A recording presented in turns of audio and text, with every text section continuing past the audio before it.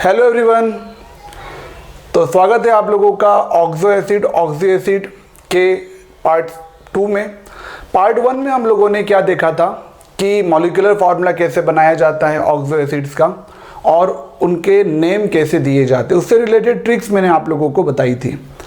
आज मैं आप लोगों को बताऊंगा कि आखिर स्ट्रक्चर्स कैसे दिए जाते हैं, स्ट्रक्चर्स कैसे ड्रॉ किए जा सकते हैं ऑक्सो एसिड्स के।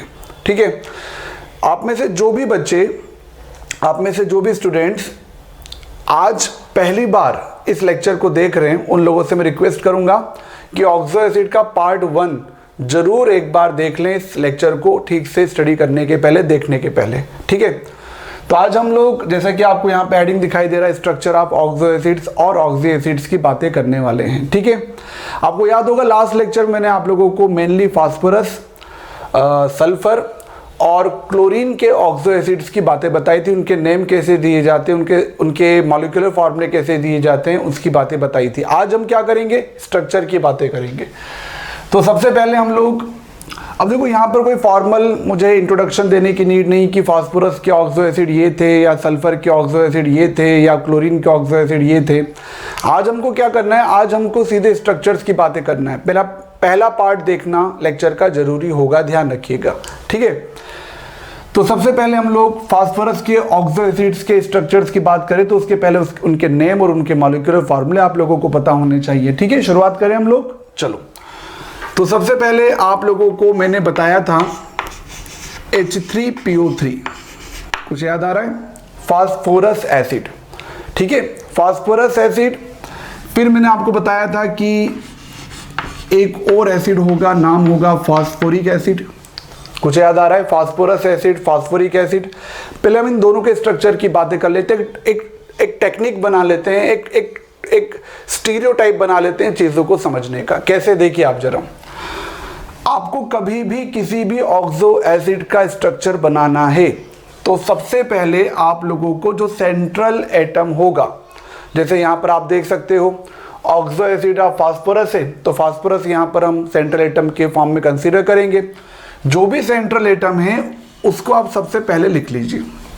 मैं दोनों के स्ट्रक्चर्स की बात करता हूं यहां पर, है ना, फास्फोरस एसिड और फास्फोरिक एसिड दोनों के स्ट्रक्चर्स की बात कर रहा हूं। वैसे आपको याद होगा फास्फोरस एसिड को ऑर्थोफास्फोरस एसिड भी कहा जा सकता है और फास्फोरिक एसिड को ऑर्थोफास्फोरिक एसिड भी कहा जा सकता है। मैंने ये इंफॉर्मेशन आपके साथ शेयर की हुई है।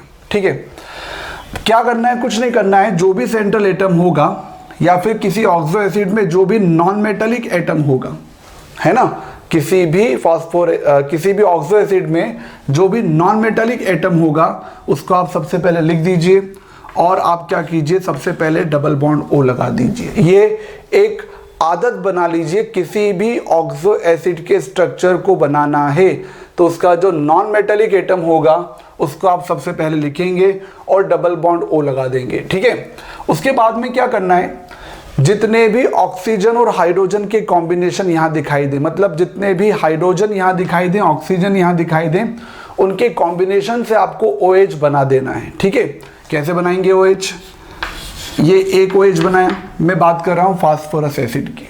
ठीक है, क्या और OH बनना पॉसिबल है? जी हाँ, अभी एक ऑक्सीजन और बचा हुआ है तो यहां पर मैंने एक और ऑक्सीजन के साथ में हाइड्रोजन लगा दिया तो OH बना दिया, है ना। सबसे पहले P डबल बॉन्ड O लगाया, फिर OH मुझे लगाना है, जितने पॉसिबल हो सकते हैं। अब मुझे बताइए यहां पर कि हाइड्रोजन तो अभी भी एक बचा हुआ है फास्फोरस एसिड में, लेकिन ऑक्सीजन तो जितने थे उतने यहां पर पूरे हो चुके हैं, सेटिस्फाई हो चुके हैं, संतुष्ट हो चुके हैं।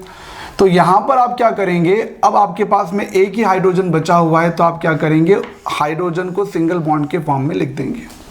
तो आप देख सकते हो ये फास्फोरस एसिड का स्ट्रक्चर हो चुका है। P डबल बॉन्ड O लगाया, जितने OH लगा सकते थे उतने OH लगाए और उसके बाद में आपने हाइड्रोजन लगा दिया। ठीक है, फास्फोरिक एसिड का स्ट्रक्चर बनाना चाहें तो कैसे बनेगा, वही टेक्निक है अपनी। सबसे पहले नॉन मेटालिक एटम को लिखा, फिर आपने डबल बॉन्ड O लगाया, सिंपल है।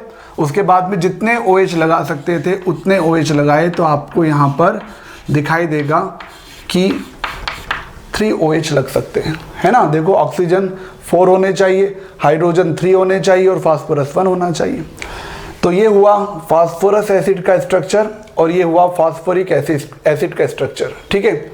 अच्छा एक बात यहाँ पे आप और देखिएगा कि वो हाइड्रोजन्स जो ऑक्सीजन के साथ एसोसिएट हैं, सुनना मेरी बात ध्यान से, वो हाइड्रोजन्स जो ऑक्सीजन के साथ एसोसिएट हैं उन्हीं को डोनेट किया जा सकता है। बीइंग एसिड ये प्रोटॉन डोनेट करना चाहती है, H+ आयन डोनेट करना चाहती है, तो हाइड्रोजन वही डोनेट किए जाएंगे जो ऑक्सीजन के साथ जुड़े हुए होंगे, क्योंकि ऑक्सीजन और हाइड्रोजन की इलेक्ट्रोनेगेटिविटी में डिफरेंस होता है। तो हाइड्रोजन क्या करेगा, इलेक्ट्रॉन को डोनेट करके निकल जाएगा प्रोटॉन के फॉर्म में। लेकिन ये जो हाइड्रोजन है जो फास्फोरस के साथ अटैच्ड है, ये हाइड्रोजन यहाँ से निकल नहीं पाएगा, क्योंकि फास्फोरस और हाइड्रोजन की इलेक्ट्रोनेगेटिविटी में डिफरेंस नहीं होता है, कम होता है। ठीक है, तो ये बात आपके ब्रेन में होनी चाहिए। अच्छा मुझे एक बात और कहनी है, आप जरा समझिए। इसका मतलब इस केस में जो मैं आपको यहाँ पर बता रहा हूँ फास्फोरस एसिड, इस केस में कितने प्रोटॉन को डोनेट किया जा सकता है? तो आप बोलेंगे कि सर यहाँ पे 2 प्रोटॉन्स को डोनेट किया जा सकता है। और आपने ये भी पढ़ा है कि किसी एसिड में कितने प्रोटॉन्स को डोनेट किया जा सकता है, उसके नंबर को उसकी बेसिसिटी कहा जाता है। क्या कहा जाता है? उसकी बेसिसिटी। तो कोई पूछेगा कि बताओ फास्फोरस की बेसिसिटी कितनी है, तो आप बोलेंगे 2 है। फास्फोरस एसिड की बेसिसिटी कितनी है, तो आप क्या बोलेंगे 2 है। और कोई पूछेगा कि बताओ फास्फोरिक एसिड की बेसिसिटी कितनी है, तो इसकी बेसिसिटी कितनी हो जाएगी? 3 हो जाएगी। ठीक है, ये डाइबेसिक एसिड होता है फास्फोरस एसिड, और ये फास्फोरिक एसिड ट्राइबेसिक एसिड होता है। ये बात अपने ब्रेन में आप लोग रखिएगा, है ना। तो ध्यान रखिएगा, इसकी बेसिसिटी कितनी हो गई बेटा? इसकी बेसिसिटी हो गई 2, और इसकी बेसिसिटी कितनी हो गई बच्चों, बताइए मुझे? इसकी बेसिसिटी हो गई 3, है ना। ये हो जाएगा डाइबेसिक और ये हो जाएगा ट्राइबेसिक। एक और बात मैं आपको बताऊं, वो भी आप समझ लीजिएगा। मान लीजिए ये 2 प्रोटॉन को डोनेट कर देता है। अब 2 प्रोटॉन को डोनेट कर देगा तो क्या बन जाएगा, बताइए मुझे? HPO3 2-। आप देख रहे हो, HPO3 2-। और जब ये 2 प्रोटॉन को डोनेट कर देगा, 3 प्रोटॉन को, जितने प्रोटॉन डोनेट कर सकता उतने प्रोटॉन की बात कर रहा हूँ, 3 प्रोटॉन्स को डोनेट कर देगा, तो ये बन जाएगा PO4 माइनस दैट इज 3-। अब आपको मेरा पिछला लेक्चर याद करना है, पार्ट 1 याद रखना है ऑक्सो एसिड का। उसमें मैंने क्या बताया था? जब भी कोई अस एसिड, नाम क्या था? Phosphorus acid. जब भी कोई अस एसिड अपना एनायन बनाता है, मतलब सॉल्ट बनाता है, तो वहां पे जो सफिक्स लगता है वो क्या लगता है? आइट लगता है। सफिक्स क्या लगता है बेटा? आइट लगता है। तो बताओ इसका नाम क्या हो जाएगा? फास्फोरस एसिड का एनायन है तो ये हो जाएगा फास्फाइट। क्या हो जाएगा? ये फास्फाइट। और ये फास्फोरिक एसिड का एनायन है तो क्या हो जाएगा? फास्फेट हो जाएगा। ये होगा फास्फाइट और ये हो जाएगा फास्फेट। ठीक है, तो ये बात आपको बार बार नहीं बताऊंगा, पहले बता चुका हूं, याद दिला दूंगा मैं। आपको समझ में आ रहा है ना? ये हो जाएगा फास्फाइट और ये क्या हो जाएगा? फास्फेट। ITE सफिक्स लगाया था मैंने फास्फोरस एसिड के एनायन के टाइम पर, और फास्फोरस एसिड के एनायन के टाइम पर, और फास्फोरिक एसिड के एनायन के टाइम पर मैंने सफिक्स क्या लगाना है? ATE8, है ना। इक एसिड अस एसिड का फंडा मैं आपको पार्ट 1 में बता चुका हूं, पहले लेक्चर में बता चुका हूं। ठीक है, तो आई होप आपको स्ट्रक्चर बनाने का आर्ट, जी हाँ ये एक तरह का आर्ट ही है, साइंस से ज़्यादा आर्ट है, ये आर्ट आप लोगों को समझ में आ रहा होगा। ठीक है, चलो आपको मैं कुछ बातें और याद दिलाता हूं। ये तो हमने फास्फोरस एसिड और फास्फोरिक एसिड के स्ट्रक्चर को यहाँ पे देख लिया, कैसे बनाना उसका टेक्निक मैंने आप लोगों को बता दिया। ठीक है, अब मुझे मान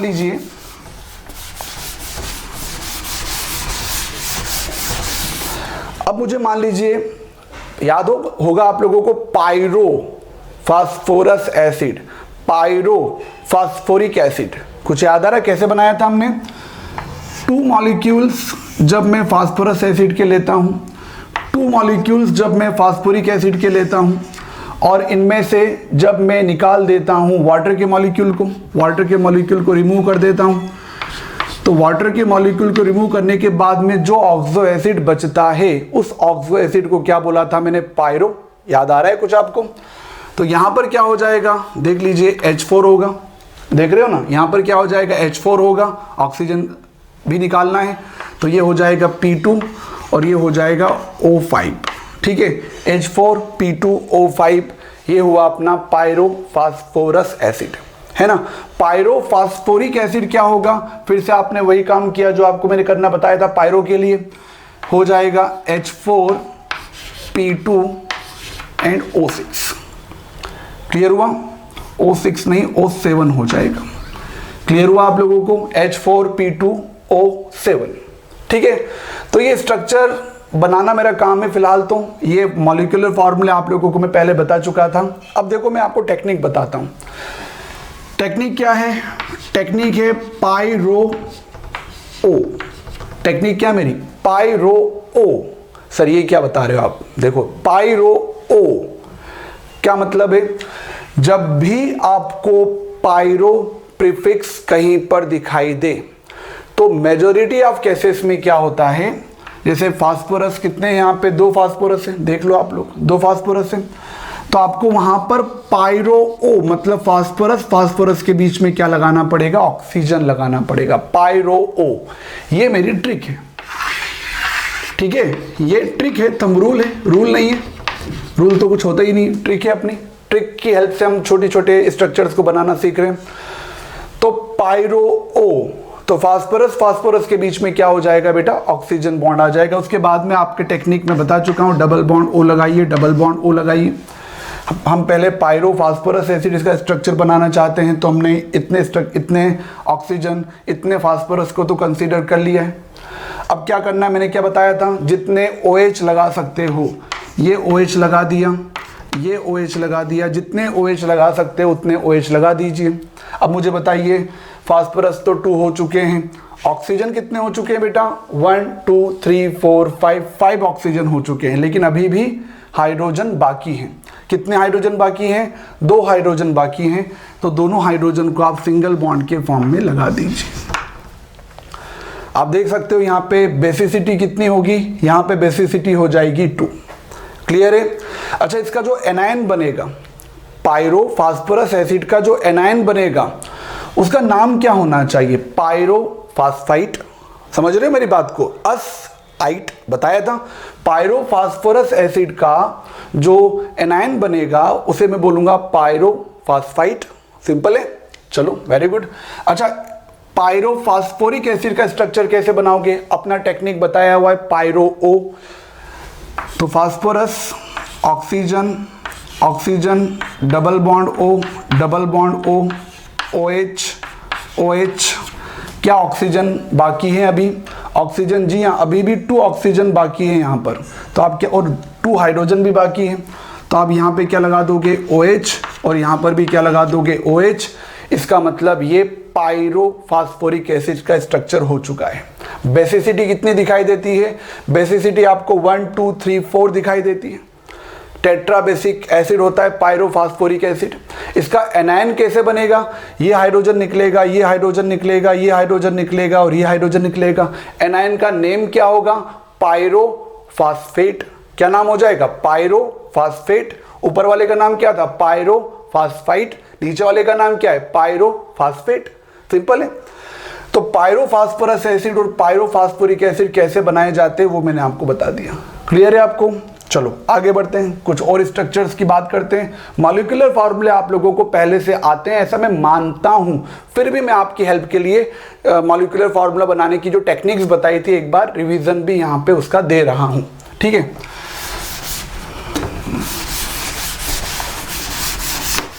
पायरो ओ, ट्रिक क्या बताई मैंने, पायरो ओट। आई होप आप लोगों को ट्रिक पसंद आएगी और एग्जाम में उसको आप अप्लाई भी करोगे, ठीक है। चलो फिर मैंने आपको क्या बताया था, हाइपो, कुछ याद आ रहा है, हाइपो मैंने बताया था कि हाइपोफास्फोरस एसिड बनाने के लिए आपको कुछ नहीं करना है, फास्फोरस एसिड में से ऑक्सीजन को निकालना है। कुछ याद आ रहा है, फास्फोरस एसिड में से ऑक्सीजन को निकालना है तो क्या बन जाएगा, H3PO2, ये हो जाएगा हाइपोफास्फोरस एसिड, है ना। और यदि आपको हाइपोफास्फोरिक एसिड बनाना है तो पहले क्या बनाओगे, याद करो, पहले क्या बनाओगे, पायरोफास्फोरिक एसिड बनाओगे। क्या हो जाएगा, H4P2 O7, और इसमें से आप क्या निकालोगे, ऑक्सीजन को निकालोगे तो क्या हो जाएगा H4P2O6। ठीक है ना, ऐसे बताया था मैंने आपको, देख सकते हो आप लोग, ये हो जाएगा हाइपोफास्फोरस एसिड और ये हो जाएगा हाइपोफास्फोरिक एसिड। क्लियर है आपको, रूल्स मैं आपको बता चुका, मुझे स्ट्रक्चर बताने हैं। ठीक है, चलो पहले इसका स्ट्रक्चर बनाते हैं, बहुत सिंपल है यार। क्या करेंगे, सबसे पहले P डबल बॉन्ड O बना दीजिए, उसके बाद में जितने OH लगा सकते हो उतने OH लगा दीजिए। तो ये OH लगाया आपने, क्या और OH लगा सकते हो, बिल्कुल नहीं, ऑक्सीजन तो यहाँ पे बचे नहीं हमारे पास में, इसका मतलब आप यहाँ पे H लगा दोगे और क्या लगा दोगे, H लगा दोगे, आप देख सकते हो। ठीक है, H3PO2 आपको दिखाई दे रहा है। बेसिसिटी कितनी होगी, बेसिसिटी 1 होगी। इसके एनायन का नाम क्या हो जाएगा, हाइपोफास्फाइट हो जाएगा, असाइट बताया था मैंने आपको। ठीक है, इसका स्ट्रक्चर कैसे बनाओगे, मैंने बताया था कि पायरो O, यदि मैं पायरो की बात करता हूं तो फास्फोरस फास्फोरस के बीच में क्या होगा, ऑक्सीजन आना चाहिए, लेकिन मैं बात कर रहा हूं अब हाइपोफास्फोरिक एसिड की, तो आप कुछ मत कीजिए, फास्फोरस फास्फोरस के बीच में सिंगल बॉन्ड लगा दीजिए, बीच में ऑक्सीजन नहीं होगा, और क्या कीजिए, डबल बॉन्ड O लगा दीजिए, इधर डबल बॉन्ड O लगा दीजिए, सिमेट्रिकल अरेंजमेंट आपको करना है। उसके बाद में OH लगा दीजिए, उसके बाद में OH लगा दीजिए, लगाया आपने, देख लीजिए, उसके बाद में OH लगा दीजिए, और क्या बचा हुआ है, अभी भी 2 ऑक्सीजन्स बाकी हैं, अभी भी 2 हाइड्रोजन्स बाकी हैं, तो आपने यहाँ लगा दिया OH और यहाँ पे भी क्या लगा दिया, OH, देख सकते हो। ठीक है, बेसिसिटी कितनी होगी, 1 2 3 4 बेसिसिटी होगी।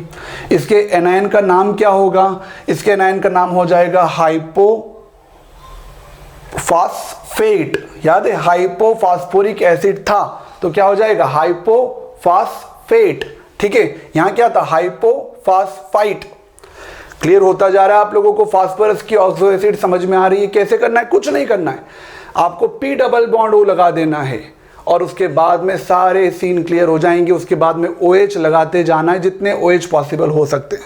क्लियर हुआ आपको, समझ में आ रहा है। चलो, फास्फोरस की अब कितनी ऑक्सो एसिड बाकी है बताइए मुझे, काफी सारी ऑक्सो एसिड हो चुकी है, कितनी ऑक्सो एसिड बाकी है, 2 ऑक्सो एसिड फास्फोरस की अभी भी बाकी है। कौन कौन सी है, याद करो, परऑक्सो मोनो फास्फोरिक एसिड और परऑक्सो डाइफास्फोरिक एसिड, सिंपल है, परऑक्सो मोनोफास्फोरिक एसिड और परऑक्सो डाइफास्फोरिक एसिड अभी भी बाकी है। कुछ याद आ रहा है आपको, है ना। अच्छा मुझे बताइए, परऑक्सो मोनोफास्फोरिक एसिड का मॉलिक्यूलर फार्मूला क्या था, तो याद होगा आपको H3PO5, और परऑक्सो डाई फास्फोरिक एसिड का फार्मूला क्या था, मैंने बताया था कि आप जस्ट क्या लगा दीजिए, HPO3 इसमें ऐड कर दीजिए, तो क्या हो जाएगा, H4 हो जाएगा, P2 हो जाएगा और O8 हो जाएगा। ये परऑक्सो मोनो फास्फोरिक एसिड होगा और ये परऑक्सो डाई फास्फोरिक एसिड होगा। परऑक्सो परऑक्सी दोनों बोला जा सकता है। स्ट्रक्चर कैसे बनाओगे, पहले हम परऑक्सो मोनोफास्फोरिक एसिड का स्ट्रक्चर बना लेते हैं।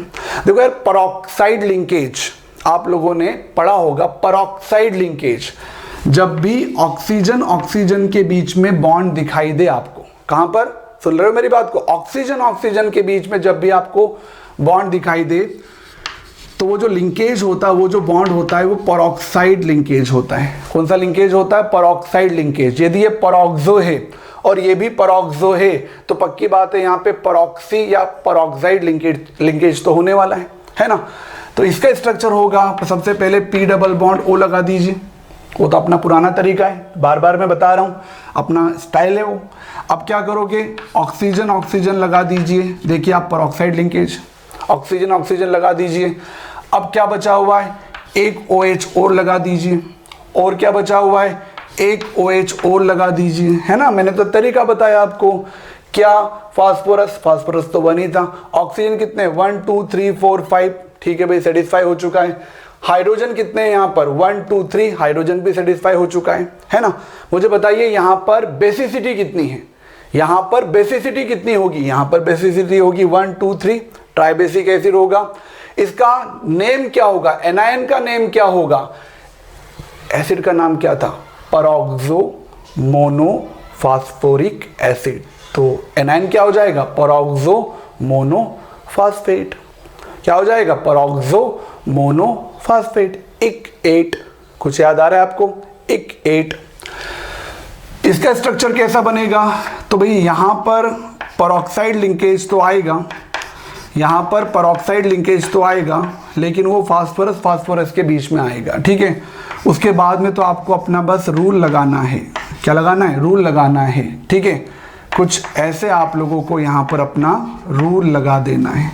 क्या ऑक्सीजन सेटिस्फाई हो चुके हैं, 1 2 3 4 5 6 7 8 ऑक्सीजन सेटिस्फाई हो चुके हैं। क्या फास्फोरस भी उतने ही हैं, 2 फास्फोरस हैं। क्या हाइड्रोजन भी उतने ही हाइड्रोजन भी दिखाई देते हैं। बेसिसिटी कितनी दिखाई देती है, बेसिसिटी आपको 1 2 3 4 दिखाई देती है। टेट्रा बेसिक एसिड होता है परऑक्सो डाइफॉस्फोरिक एसिड। आप मेरी बात समझ पा रहे हो। नाम क्या होगा इसके, एनायन का नाम क्या होगा, परऑक्सो डाइफॉस्फेट। सिंपल है यार। ऊपर वाले का नाम क्या था, एनायन का नाम क्या था, परऑक्सो मोनोफॉस्फेट। इसका क्या हो जाएगा, परऑक्सो डाइफॉस्फेट। सिंपल है।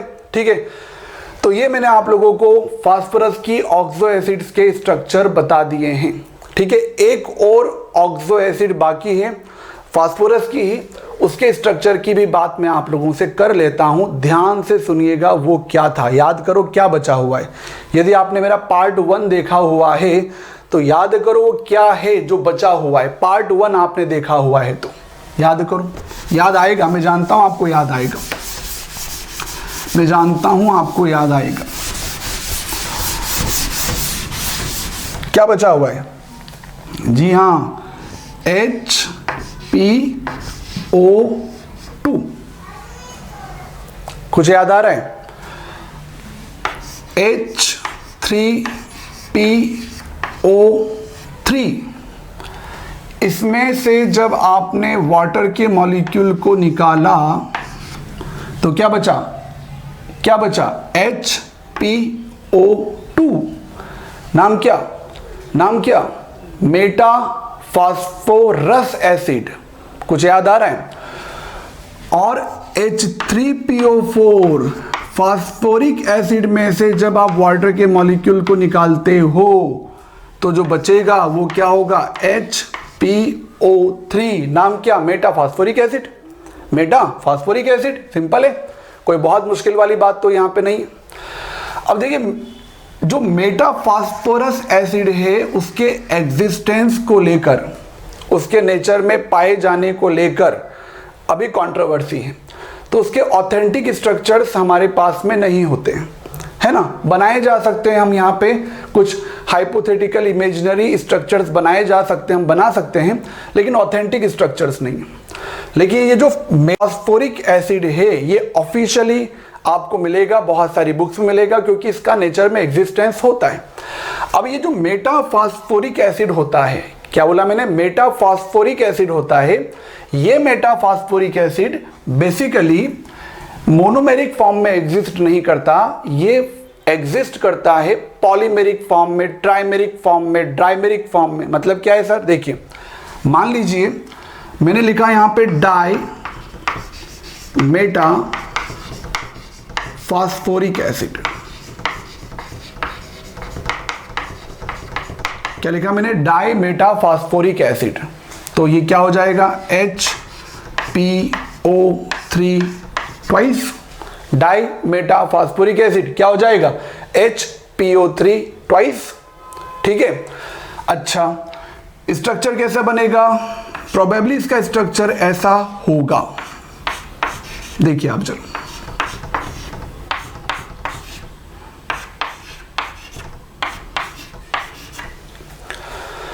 क्या यहां पर ऑक्सीजन पूरे हो चुके हैं, 6 ऑक्सीजन होने चाहिए। तो 1 2 3 4 5 6, बिल्कुल 6 ऑक्सीजन पूरे हो चुके हैं। हाइड्रोजन कितने होने चाहिए, हाइड्रोजन 2 होने चाहिए, हाइड्रोजन 2 भी यहां पे दिखाई देते हैं। फास्फोरस कितने होने चाहिए, फास्फोरस भी 2 होने चाहिए, फास्फोरस भी आपको यहां पर दिखाई देते हैं। तो ये हो जाएगा डाई मेटा फास्फोरिक एसिड का structure, di Meta phosphoric acid. ठीक है, डाई मेटा फास्फोरिक एसिड। अच्छा, एक फॉर्म और होता है इसका, पॉलीमेटाफॉस्फोरिक एसिड, क्या लिख रहा हूं मैं, पॉलीमेटाफॉस्फोरिक एसिड।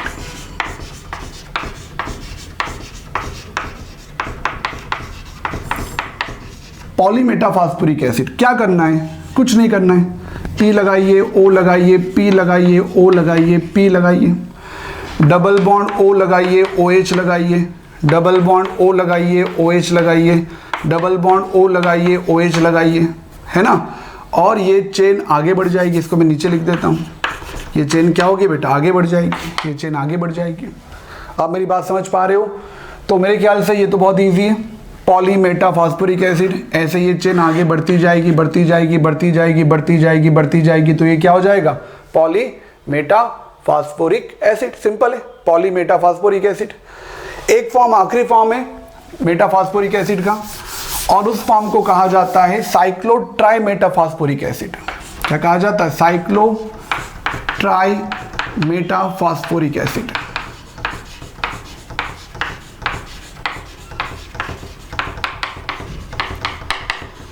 साइक्लोट्राइमेटाफॉस्फोरिक एसिड क्या होगा, देखिए पहले से हेक्सागोन बना दीजिए, यहाँ फास्फोरस, यहाँ फास्फोरस, यहाँ फास्फोरस, यहाँ ऑक्सीजन, यहाँ ऑक्सीजन, यहाँ ऑक्सीजन, ऑल्टरनेट मैनर में बना दीजिए, ठीक है।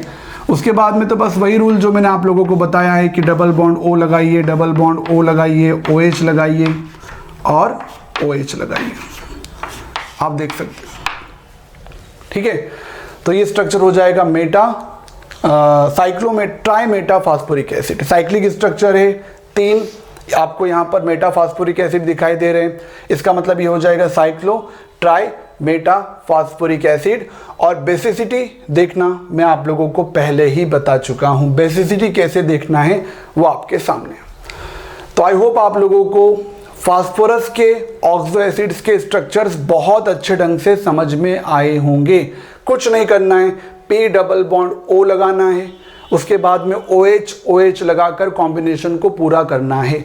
बेसिसिटी देखना बता दिया, और बता दिया कि आखिर सफिक्स क्या लगाया जाता है, और बता दिया कि सफिक्स क्या लगाया जाता है, ठीक है। तो ये पहला पार्ट फास्फोरस के ऑक्सो एसिड का यहीं पे कंप्लीट होता है। सल्फर के ऑक्सो एसिड को हम डिस्कस करेंगे, क्या होती है सल्फर की ऑक्सो एसिड पहले ही बता चुका था, लेकिन स्ट्रक्चर्स की बातें करेंगे इस सेक्शन में हम आपसे।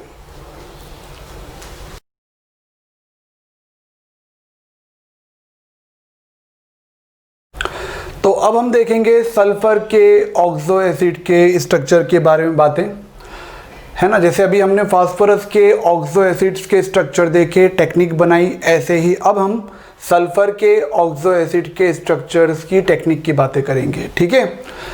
मॉलिक्यूलर फॉर्मूले आप लोगों को आने चाहिए, मैं बार बार आप लोगों को बोलूँगा, ठीक है। उसके बिना आप कैसे करोगे बेटा, नेम आने चाहिए, मॉलिक्यूलर फॉर्मूला आने चाहिए, और वो मैंने आपको ऑक्सो एसिड्स के पार्ट 1 में जो मैंने लेक्चर दिया हुआ यूट्यूब पर अपलोड किया हुआ है उसमें दिखाई देगा, समझ में आएगा, ठीक है। तो सल्फर के ऑक्सो एसिड्स कौन कौन से होते हैं आप लोगों को पता है पहले से, ठीक है। मैं शुरुआत करूंगा H2SO3, याद है, सल्फ्यूरस एसिड, और H2SO4 सल्फ्यूरिक एसिड से, ठीक है। फास्फोरस में मैंने जो रूल बताए थे वही रूल यहाँ पर, फास्फोरस की ऑक्सो एसिड में जो मैंने रूल्स बताए थे वही रूल्स यहाँ पर लग रहे हैं। कैसे, क्या करना है, जो सेंट्रल एटम है, मतलब जो नॉन मेटालिक एटम है यहाँ पर, उसको आप सबसे पहले बना दीजिए, दोनों तरफ बना देते हैं। चलिए इस बार सल्फर सल्फर, फिर आपको क्या करना है, डबल बॉन्ड O लगाना है, ये डबल बॉन्ड O लगा दिए। कितना सिंपल है यार बेटा, इससे इजी क्या हो सकता है। अच्छा फिर क्या करेंगे, OH, जितने OH पॉसिबल हो सकते हैं उतने OH आप लगा देंगे। देखिए 2 OH ही पॉसिबल हो सकते थे क्योंकि हाइड्रोजन भी 2 थे और ऑक्सीजन भी अब 2 ही बचे थे डबल बॉन्ड O लगाने के बाद में। इसका मतलब मैं ऐसा बोल सकता हूं, यदि आपको पता हो तो सल्फर के वैलेंस इलेक्ट्रॉन्स का नंबर कितना होता है, 6 होता है ना। तो आप देखो 1 2 3 4 5 एंड 6। ऐसा बहुत कम ही हुआ है कि किसी ऑक्सो एसिड में लोन पेयर की प्रेजेंस आपको दिखाई दे, लेकिन आप देख सकते हो जो सल्फ्यूरस एसिड है वो ऐसा ऑक्सो एसिड है जहां पर आपको एक लोन पेयर दिखाई देता है, नॉन बॉन्डेड इलेक्ट्रॉन्स का पेयर दिखाई देता है। ठीक है। अच्छा, सल्फ्यूरिक एसिड में क्या करना है, आपको OH लगाना है, फिर OH लगाना है, और अभी भी एक ऑक्सीजन बाकी है, तो आपको क्या लगा देना है, डबल बॉन्ड O लगा देना है। कितना सिंपल है, यहाँ पे कोई लोन पेयर नहीं है। सल्फर के वैलेंस इलेक्ट्रॉन कितने हैं, 6 हैं, वो 6 आपको यहाँ पर कंप्लीट होते हुए दिखाई दे रहे होंगे। बेसिसिटी, मैंने बार बार बेसिसिटी की बात की है। यहाँ पर 2 प्रोटॉन्स डोनेट किए जा सकते हैं, मतलब बेसिसिटी कितनी हो जाएगी, 2 हो जाएगी। और प्रोटॉन को डोनेट करने के बाद में जो एनायन बचेगा, जो सॉल्ट फॉर्मेशन करेगा, उसे बोल दूंगा मैं सल्फाइड, सल्फ्यूरस एसिड सल्फाइड। और यहाँ पर जो एनायन बचेगा वो क्या हो जाएगा, सल्फ्यूरिक एसिड तो हो जाएगा सल्फेट। आप मेरी बात समझ पा रहे हो बेटा, यहाँ पे एनायन क्या हो जाएगा, सल्फाइट। मैंने बताया था अस-आइट, अस में से हाइड्रोजन को निकाला जाता है, प्रोटॉन को निकाला जाता है, तो आइट बचता है। और यहाँ पर क्या हो जाएगा, इसका एनायन सल्फेट हो जाएगा। क्या हो जाएगा, सल्फेट हो जाएगा। ठीक है, तो सल्फ्यूरस एसिड का स्ट्रक्चर आपके सामने है, सल्फ्यूरिक एसिड का स्ट्रक्चर आपके सामने है, जो दोनों बहुत ईजी हैं, आप लोगों के लिए मुश्किल नहीं। ठीक है बेटा, क्लियर हुआ आपको। चलो फिर हम बात करते हैं नेक्स्ट, पायरो, है ना। याद है पायरो के रूल्स बताए बार बार, अब तो आपको कम से कम मेरे ख्याल से पता हो जाने चाहिए। क्या करेंगे, सल्फ्यूरस एसिड के 2 मॉलिक्यूल्स को लेकर उसमें से वाटर के मॉलिक्यूल को रिमूव करेंगे, और सल्फ्यूरिक एसिड के भी 2 मॉलिक्यूल्स लेकर उसमें से वाटर के मॉलिक्यूल को रिमूव करोगे। तो यहां पर जो बचेगा वो क्या हो जाएगा, H2, है ना, और क्या हो जाएगा S2, और क्या हो जाएगा O4। देख लो आप लोग, H2 S2 O4, समझ में आ रहा है। O4 नहीं होगा, सॉरी O5 हो जाएगा। ठीक है, H2 S2 O5, क्लियर हुआ ना, देखो आपके सामने। अच्छा, यहां पर क्या होगा, H2 S2 एंड O7। ठीक है, ये हो जाएगा पायरो फास्फोरस एसिड, और ये हो जाएगा पायरो फास्फोरिक एसिड। ठीक है, मैं आपको बता चुका था स्ट्रक्चर कैसे बनाएंगे। यहां पर हम बनाएंगे SOS। याद होगा, मैंने फास्फोरस के ऑक्सो एसिड के स्ट्रक्चर को ड्रॉ करते समय एक नियम बनाया था, एक ट्रिक बनाई थी, पायरो O। ठीक है, तो यहां पे पायरो O वाला अपना रूल लगेगा। क्या हो जाएगा, देखिए, उसके बाद में डबल बॉन्ड O लगाना है, डबल बॉन्ड O लगाना है, OH लगाना है, OH लगाना है, उसके बाद में भी आपके पास में ऑक्सीजन बच जाएंगे, तो आपको यहाँ पर ऑक्सीजन लगाना है। और क्या लगाना है, ऑक्सीजन लगाना है। देखिए आप 7 ऑक्सीजन, 2 सल्फर और 2 हाइड्रोजन यहाँ पे आपको दिखाई दे रहे हैं। ठीक है, लेकिन लेकिन लेकिन ध्यान से सुनना, पायरो O वो रूल नहीं था, वो क्या था, अपना ट्रिक था, थंब रूल था, पार्टिया था, ऐसा मान के चलो। वो रूल केवल एक जगह पर कामयाब नहीं हो पाएगा। जब हमने स्ट्रक्चर्स को देखा तो हमको पता लगा वो रूल एक जगह पे सक्सेसफुल नहीं हो पाएगा, और वो जगह होगी पायरो सल्फ्यूरस एसिड में। यहां पर SOS नहीं होता है। ठीक है, हम तो ट्रिक्स बना रहे होते हैं, यहां पर SOS नहीं होता है, यहां पे सल्फर सल्फर के बीच में बॉन्ड होता है। उसके बाद में डबल बॉन्ड O लगाइए, डबल बॉन्ड O लगाइए, फिर OH लगाइए, फिर OH लगाइए, एक ऑक्सीजन और बच जाएगा, और वो ऑक्सीजन आप यहाँ पे लगा दीजिए, तो फिर आपको एक लोन पेयर यहाँ पे दिखाई दे रहा है ना। सल्फ्यूरस एसिड के बाद में दूसरी बार ऐसा हुआ है जब लोन पेयर आया है। ठीक है, ये वेल नोन स्ट्रक्चर्स होते हैं जो आप लोगों को पता होने चाहिए। ठीक है, तो आई होप आप लोगों को ये स्ट्रक्चर अच्छे ढंग से क्लियर हो पाए होंगे। आपको याद होगा मैंने हाइपोफास्फोरस और हाइपोफास्फोरिक एसिड के मॉलिक्यूलर फॉर्मूले की बात भी आपसे की थी, लेकिन उनके एग्जिस्टेंस को लेकर अभी भी बातें क्लियर नहीं है, इसलिए उनके स्ट्रक्चर्स ठीक से नहीं बताए जाते हैं। मतलब आप बना तो सकते हो, लेकिन ऑथेंटिक स्ट्रक्चर्स नहीं होते हैं। इसलिए हम इस पूरे सेक्शन में उन स्ट्रक्चर्स की बात करेंगे जो नेचर में एग्जिस्ट करते हैं ऐसे जो ऑक्सो एसिड्स हैं उनके स्ट्रक्चर्स की बात करेंगे और जो ऑथेंटिक स्ट्रक्चर्स हैं उनकी बातें करेंगे। ठीक है, तो आई होप आप मेरी बात समझ पा रहे होंगे। तो पायरोफॉस्फोरस एसिड और पायरोफॉस्फोरिक एसिड के स्ट्रक्चर्स अच्छे ढंग से आप लोगों को क्लियर हो चुके होंगे। ठीक है, चलो क्लियर हुआ ना आप लोगों को? बिल्कुल आराम से समझो, कोई जल्दीबाजी नहीं। ठीक है, आराम से समझोगे तो एग्जाम में कोई भी क्वेश्चन आपके रॉन्ग नहीं होंगे, ये मेरा दावा है। ठीक है, चलो अभी फिर हम एक चीज और देख लेते हैं। यहां पर मैं याद दिला देता हूं आप लोगों को, मैंने आप लोगों को एक रूल और बताया था, थायो का रूल, THIO, थायो सल्फ्यूरस एसिड, थायो सल्फ्यूरिक एसिड। कुछ याद आ रहा है आपको?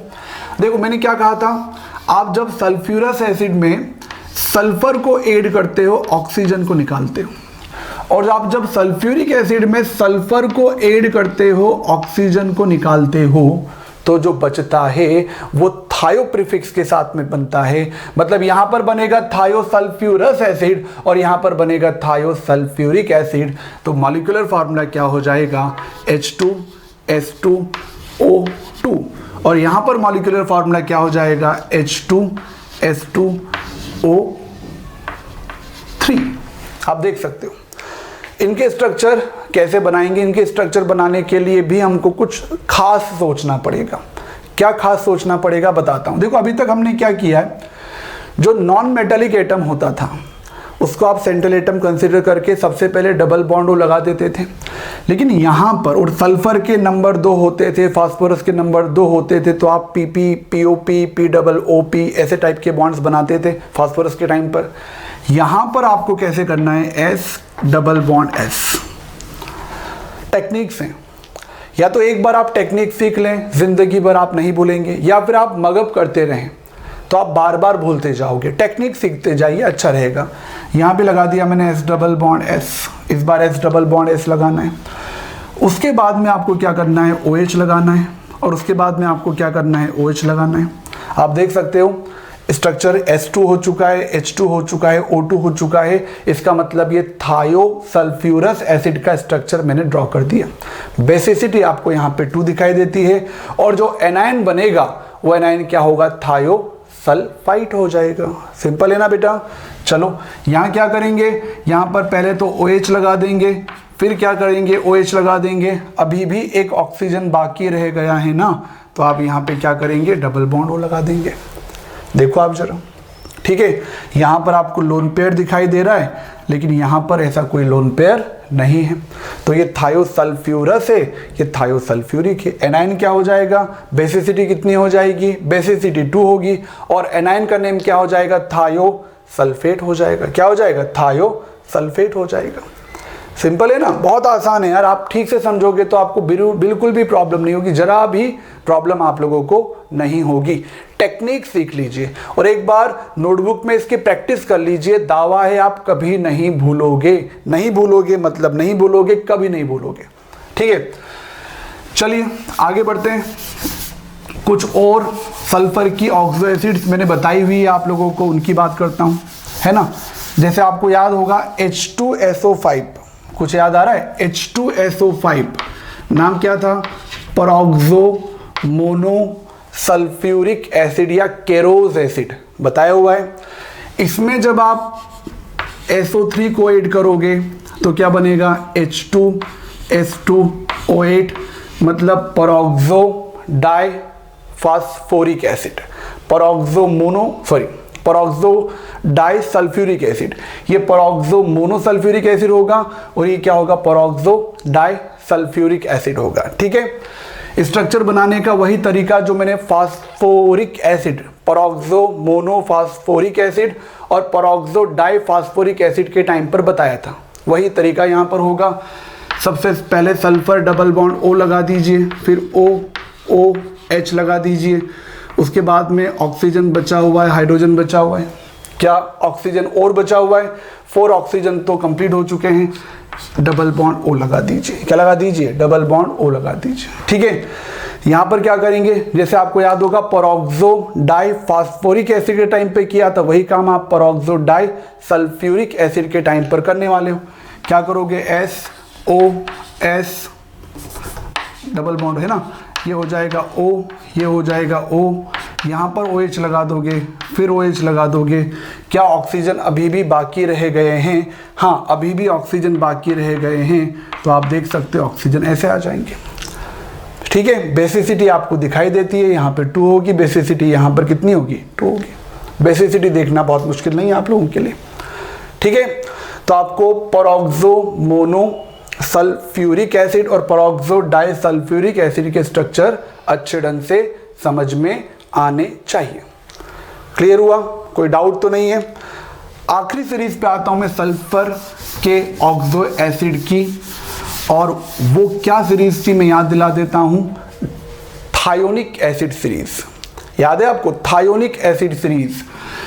थायोनिक एसिड सीरीज का फॉर्मूला क्या था? H2S N+2 है ना, O6 बताया था मैंने, और N की वैल्यू 0 to 12 बताई थी आप लोगों को। एक दो स्ट्रक्चर बता देता हूं, देखो H2 N की वैल्यू को 0 पुट करोगे तो 2, और ये हो जाएगा O6।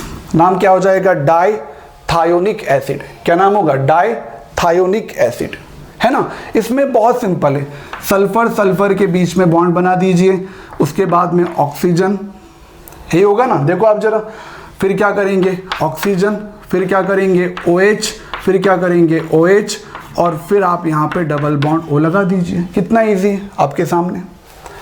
क्या होगा? ये डाई थायोनिक एसिड। अच्छा, ट्राई थायोनिक एसिड का फॉर्मूला क्या होगा? N की वैल्यू को आप क्या पुट कर देंगे? N की वैल्यू को आप 1 पुट कर देंगे, तो ये हो जाएगा H2S3O6, ट्राइथायोनिक एसिड, है ना। अब आपको कुछ नहीं करना है, trithionic acid, tetrathionic acid and so on, आपको सल्फर बढ़ते हुए दिखाई देंगे, सल्फर इंक्रीज होते हुए दिखाई देंगे। ऑक्सीजन का नंबर वही रहेगा, हाइड्रोजन का नंबर वही रहेगा, बस आपको सल्फर ही इंक्रीज होते हुए दिखाई देंगे।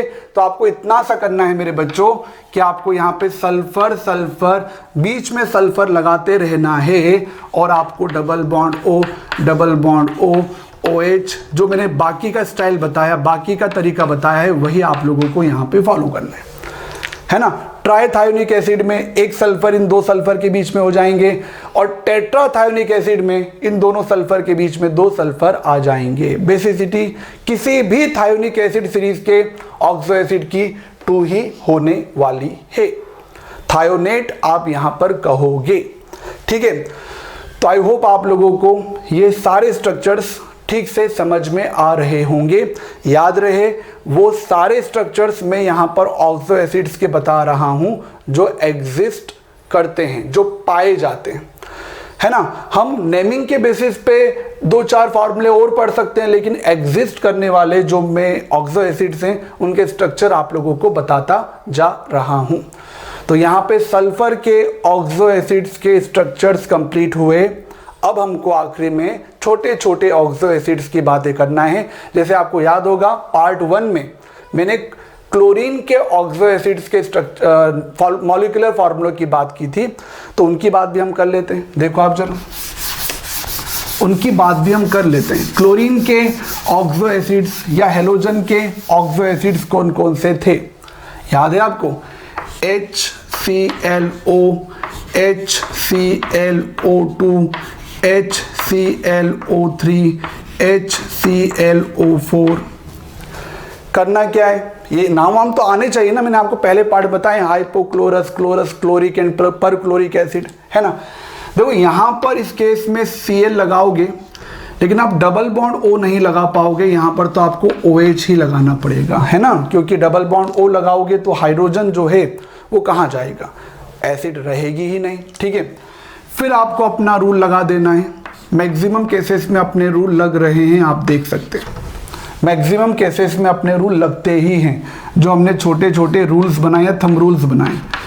ये हो जाएगा OH, ये हो जाएगा OH, है ना, HClO3 आप देख सकते हो, सॉरी डबल बॉन्ड O हो जाएगा, HClO3 आप देख सकते हो, ठीक है। आखिरी में क्या होगा, फिर Cl लगाओगे, डबल बॉन्ड O लगाओगे, एक OH लगाने के बाद में बाकी सारे के सारे क्या होंगे, डबल बॉन्ड O हो जाएंगे, ठीक है। आप देख सकते हो अपने रूल्स कुछ केसेस पे अलग होते हैं, लेकिन मैक्सिमम केसेस में लगते हैं। L डबल बॉन्ड O करके OH OH आप लोगों ने लगा दिए। ठीक है, तो ये क्लोरीन के ऑक्सो एसिड्स के स्ट्रक्चर्स हैं, hypochlorous acid, chlorous acid, chloric acid and perchloric acid. ठीक है, अब आप मेरी बात समझो, देखो अपने सिलेबस में मेनली ये ऑक्सो एसिड्स होते हैं, लेकिन कुछ और ऑक्सो एसिड्स कहीं कहीं पर आपको मिल जाएंगे और उनके स्ट्रक्चर को लेके आपको कभी परेशान नहीं होना है। जो मैंने टेक्निक बताई वो टेक्निक आपको अप्लाई करना है, मैक्सिमम सारे के सारे जो स्ट्रक्चर्स होंगे वो आपके सही ही होंगे। ठीक है, मैक्सिमम केसेस में स्ट्रक्चर सही होंगे। जैसे मैं आपको एग्जांपल दे देता हूं 2-3। नाइट्रोजन के ऑक्सो एसिड्स के नाम आप लोगों ने वेल नोन है, सुने होंगे। HNO2 nitrous acid, HNO3 nitric acid. HNO2 का स्ट्रक्चर कैसे होगा? सबसे पहले वही स्टाइल अपना, नॉन मेटेलिक एटम को सेंट्रल एटम बना के डबल बॉन्ड O लगा दीजिए। उसके बाद में क्या करोगे? OH लगा दो।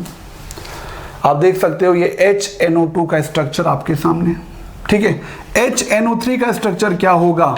N डबल बॉन्ड O लगा दीजिए, OH लगा दीजिए और फिर डबल बॉन्ड O और आ जाएगा HNO2। देख लीजिए आप लोग, HNO3 nitrous acid, nitric acid. कितना इजी होता है, बस अपना वो डबल बॉन्ड O वाला मेथड लगा दोगे ना तो मैक्सिमम केसेस में स्ट्रक्चर सही होंगे। ठीक है, जैसे H2CO3 आपने सुना होगा, कार्बोनिक एसिड, ये भी एक तरह का ऑक्सो एसिड है। क्या करोगे? कार्बन लिखोगे, double bond, carbon central atom होगा, डबल बॉन्ड O लगा दोगे, उसके बाद में OH लगाओगे, एक और ऑक्सीजन बचा हुआ है, एक और OH लगा दोगे। देख लीजिए आप, ये कार्बोनिक एसिड का स्ट्रक्चर हो चुका है। ठीक है, तो आपने मेरे ऑक्सो एसिड वाला जो सीरीज चल रहा था मेरा, उसके दोनों लेक्चर्स को ठीक से कर लिया तो आपको बड़ा एडवांटेज मिलने वाला है। बहुत पेशेंस के साथ करना है ना। एक नोटबुक लेकर बैठ कर उसके स्ट्रक्चर्स को ड्रॉ कर करके देखना है। ठीक है, तो आई होप आप लोगों को ये ऑक्सो एसिड के दोनों पार्ट्स प्रॉपरली समझ में आए होंगे। स्कोर मोर सीरीज के नेक्स्ट पार्ट में, नेक्स्ट लेक्चर्स के पार्ट में हम मिलेंगे फिर से। तो आज हम यहीं पे इस सेशन को रोकते हैं।